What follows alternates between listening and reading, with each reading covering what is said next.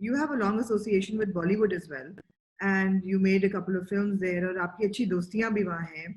ये जो रिस्ट्रेन हो गई हैं फिल्में बॉलीवुड की, अब बैन किया है कि पाकिस्तान नहीं आ सकती, और कुछ लोग जो ऑनलाइन भी डिजिटली भी जो प्रोग्रामिंग कर रहे थे ऑन इंस्टाग्राम, उनको भी फिल्म प्रोड्यूसर्स ऑफ इंडिया वालों ने नोटिफिकेशन भेजी कि ये नहीं करें. तो what is the general sentiment in the film industry? Because I know you have friends there. What is general sentiment? Do they want to have associations with Pakistan, or are they happy going towing the government's line? Because आपको भी पता है, मुझे भी पता है, सब political है ये तो. हाँ, मेरी दोस्तों से उसी दिन बल्कि बात हुई थी, वहाँ पे जो है इंडस्ट्री से ताल्लुक है, बड़े डायरेक्टर्स हैं, एक्टर्स जो भी हैं, तो वो यही उनका ये है कि यार हम करना चाहते हैं लेकिन कर नहीं सकते.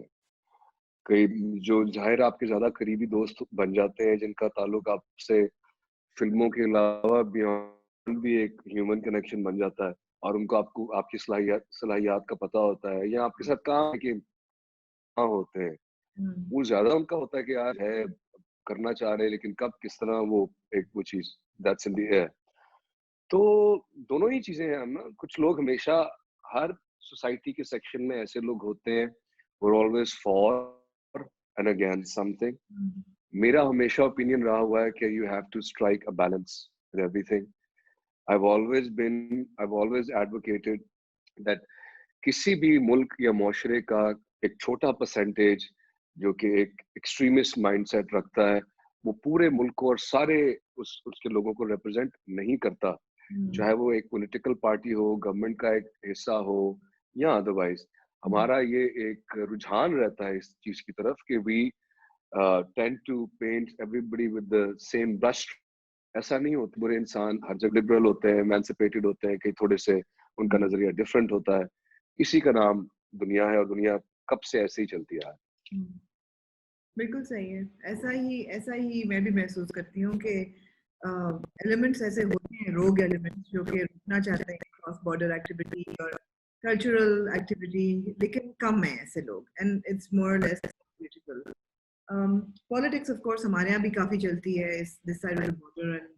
मेरी सॉरी टू कट यू, उस दिन बीबीसी हिंदी के साथ डिस्कशन चल रही थी, उनका इंटरव्यू था ऑनलाइन. उसमें मैंने यही कहा कि देखें, एक होता है जैसे मैं बार बार कहता हूँ, एक होता है ओपिनियन कि मेरे ख्याल में सुलह होनी चाहिए या मेरे ख्याल में नहीं, कभी नहीं एक दूसरे को.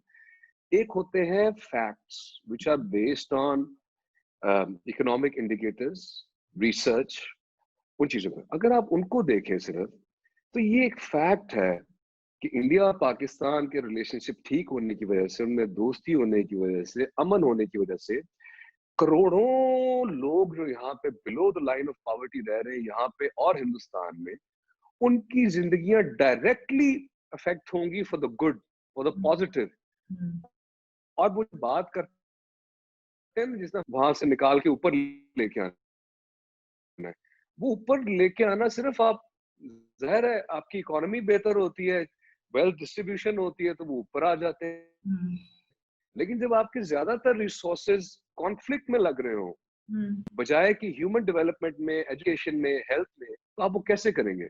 उस दिन हमारी जूम पे एक डिस्कशन थी, राशिद राणा ने कंडक्ट किया था एक, और उसमें सारे कई आर्टिस्ट और इंटेलेक्चुअल्स में आए हुए थे, और यही सवाल हुआ था कि क्या इस कोरोना से आप क्या देखते हैं कि हमें क्या हासिल करना चाहिए. मैंने कहा मेरे ख्याल में बड़ी यूटोपियन सोच है, लेकिन the biggest take away from all of this would be that global leaders understand कि यार कितना जरूरी है कि वो लोग एक साथ आए और सोचे कि यार अगर हमने इस सारे अपने मसलों से बाहर निकला है, स्पेशली अगर थर्ड वर्ल्ड को हेल्प करना है, तो आप हम सबको अपने रिसोर्सेज जो हैं वो हेल्थ केयर, ह्यूमन डेवलपमेंट और एजुकेशन पे लगाने चाहिए, ना कि न्यूक्लियर आर्सेनल्स और वेपनरी और ये वो सारी चीजों में. लेकिन वो ये बात है ना कि दिल के खुश रखने को गालिब ये ख्याल बहुत ही हाई है डिफेंस बजट्स. बिल्कुल. तो वो ठीक है, हमें रिक्वायर्ड भी है, वो हम जाहिर है वो बेहतर जानते हैं जो हमें डिफेंड कर, उनको उनकी एक मुल्क भी बचाना है, लेकिन but what I am saying is के बचाना होता है एनिमी से. अगर वो दोस्त बन जाए तो फिर फोकस कहीं और चला जाता है. और आई थिंक यही पाकिस्तान की गवर्नमेंट भी चाह रही है कि यार अमन होना चाहिए, सुलह होनी चाहिए. जी। सही बात है, लेकिन ज़रा मुश्किल ही लगता है under the current government and in the current Indian government, and अल्लाह करे आगे बेहतर वक़्त में. So Ali, when we're talking about people who ji. live under the poverty line and people who are privileged or who are helping, आपका Ali Zafar foundation है, यहीं से बात शुरू हुई थी.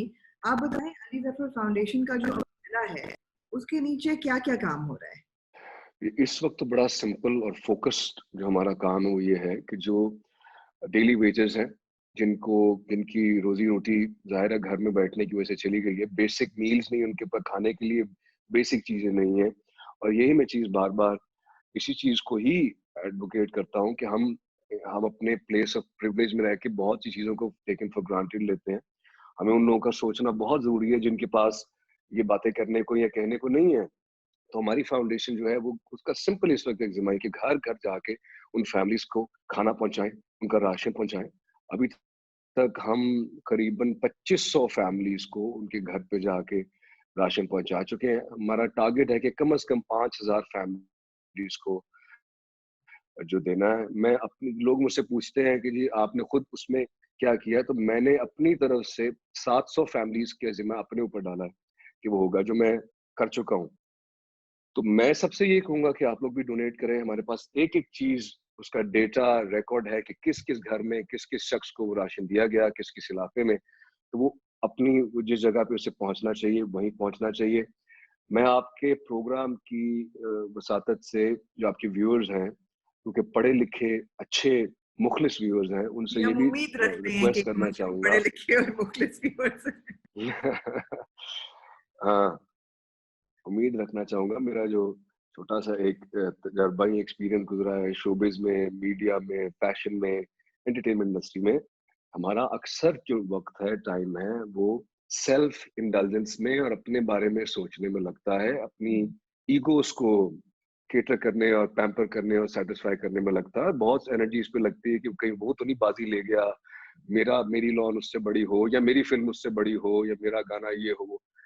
आखिर में देखें, अब ये जो वक्त चल रहा है सब के लिए एक तरह से बराबर इस तरह है कि वायरस किसी को भी हो सकता है. इसी तरह थोड़ी सीरियस हैवी बात है लेकिन समझनी जरूरी है कि डेथ भी इसी तरह है, वो हम सब पे आनी है. व्हाट रियली मैटर्स इज कि हम दूसरों के लिए क्या छोड़ के जाते हैं, क्या ऐसा करके जाते हैं जो हमसे बियॉन्ड है.